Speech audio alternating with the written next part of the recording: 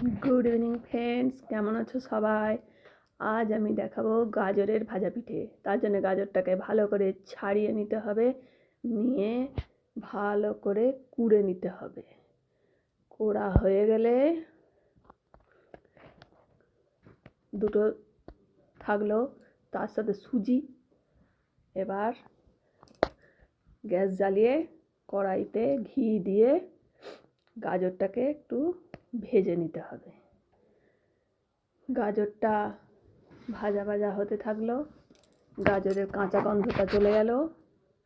তার সাথে একটু ওই যে ঘিটা আর সুজি একসাথে ভালো করে মিশিয়ে নাড়াচাড়া করতে হবে, যাতে দুটোই একটু ভাজা ভাজা হয়ে যায়। এরপর ওটা হয়ে গেলে নামিয়ে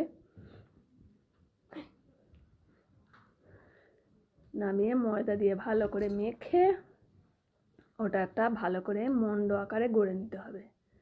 ভালো করে ওটা মাখতে হবে, একটু গরম থাকবে, গরম থাকতে থাকতেই একটু মাখতে হবে। ভালো করে ঠেসে ঠেসে ওটা মেখে একটা মন্ড আকারে গড়ে একটু হাতে তেল বুলিয়ে গোল গোল করে পাকিয়ে একটু শেপ দিয়ে যে যেরকম পারবে শেপ দেবে। আমি আমার মতো করে শেপ দিচ্ছি, তোমরা তোমাদের মতো করে শেপ দিও। ভালো করে শেপ দেবে, ভালো করে চ্যাপটা চ্যাপটা করে। আমি একটু ফুলের ডিজাইন করছি, তাই তোমরা তোমাদের মতো করে একটু শেপ দিও।